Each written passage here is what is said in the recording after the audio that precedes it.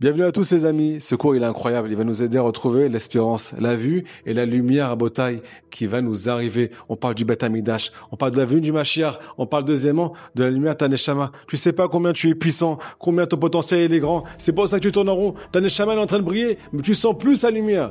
Question, pourquoi? Réponse à travers ce cours. Troisièmement, la Torah à Botaï, elle est douce, elle est comparée à du mel, nous dit Rabbi Nachman. Si on était collé à l'étude de la Torah, on n'aurait plus les forces de fauter à Botaï. Pourquoi on sent pas cette lumière? Pourquoi on sent plus cette douceur? Les amis, la raison pour laquelle on n'arrive plus à avoir ce qu'on appelle la Géoula, l'espérance, la délivrance, et on n'arrive plus à avoir la lumière, nous dévoile Rabbeinu Akadosh au nom du Zohar, c'est parce qu'on a perdu le Beth Amikdash. Pourquoi? Nous dévoile le Zohar Akadosh. Le premier Beth Amikdash fait référence à l'œil droit, selon la Kabbale. Le deuxième Beth Amikdash fait référence à l'œil gauche, selon la Kabbale. Et ces deux Beth Amikdash, Rabotaï, ils ont été détruits. C'est pour ça qu'on n'a plus les yeux pour voir.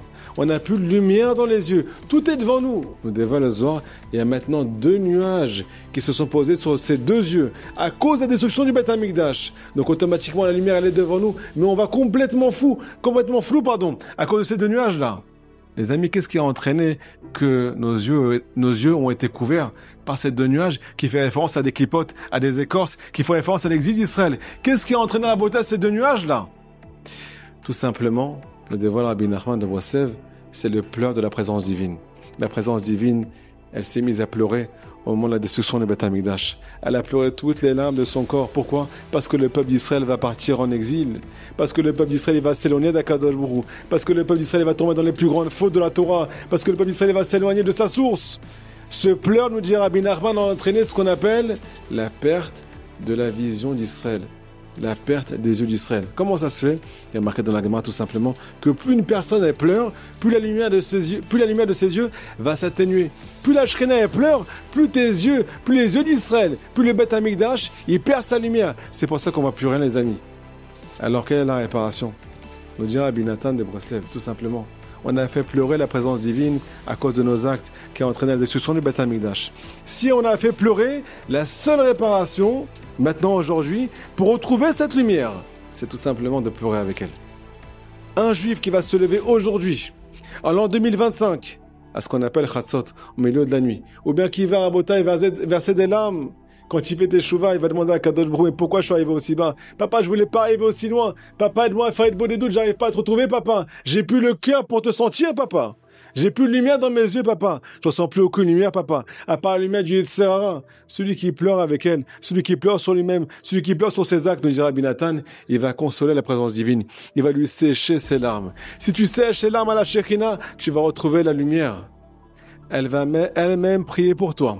Elle va elle-même demander réparation pour toi. Elle va elle-même demander que tu retrouves la Parnassa, que tu retrouves la Simra, que tu retrouves la lumière du Beth Amikdash. Où c'est marqué, les amis? C'est marqué dans la Gemara, tout ce que je vous dis. Quand la mitaba à Yerushalayim, tout celui qui s'endeuille sur Jérusalem, Zoche Veroe Besimchata. Il va voir, Zoche Veroe, à l'instant présent, nos sages nous disent, il va voir à l'instant présent, ressentir à l'instant présent, la lumière qu'il a perdue, Besimchata, la joie du Beth Amikdash, la joie de Jérusalem, avant que Jérusalem soit reconstruit. Les amis, celui qui s'assoit par terre et qui demande à Kadosh Baruch Hu, aide-moi à réconforter la présence divine. Pardon de t'avoir fait souffrir, papa, à cause de mes actes. Je voulais pas faire ça. Et ma seule volonté, c'est de revenir vers toi, papa. Ma seule volonté, c'est de faire des doutes, de prendre du temps avec toi, de passer du temps avec toi, et de passer beaucoup moins de temps avec le Yetzer Hara. Hachem, redonne-moi la lumière. Redonne-moi la lumière que j'avais dans les yeux quand j'ai fait tchouva. Redonne-moi la lumière qu'il y avait dans mon cœur quand j'ai fait tchouva. Redonne-moi la lumière de ma neshama que j'ai sentie au début de mon parcours, papa. Ça, tu peux le retrouver, nous dévoile Rabbi Nachman, quand tu viens, ce qu'on appelle t'endeuiller sur le Beth Amikdash. Les amis, on a du feu à l'intérieur de nous. C'est ça qui nous fait fauter.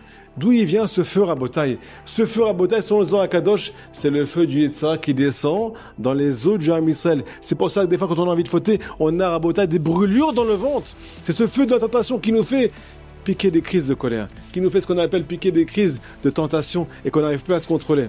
Me dire Rabbi Nachman, comment on va contrôler ce feu? Comment on va éteindre ce feu? Qui fait référence au Meoré Esh, aux clipotes, aux écorces. Tout simplement, il est marqué que Mit Abel, celui qui s'endeuille au Jérusalem, c'est les premières lettres de Lotevaru Esh Bechol Mojvotechem. Vous ne pourrez pas allumer du feu dans toutes vos demeures. Le feu qui fait référence au Yetzer Hara, celui qui vient s'endeuiller, il va éteindre ce feu. Il n'y aura plus de feu qui va s'allumer à l'intérieur de lui.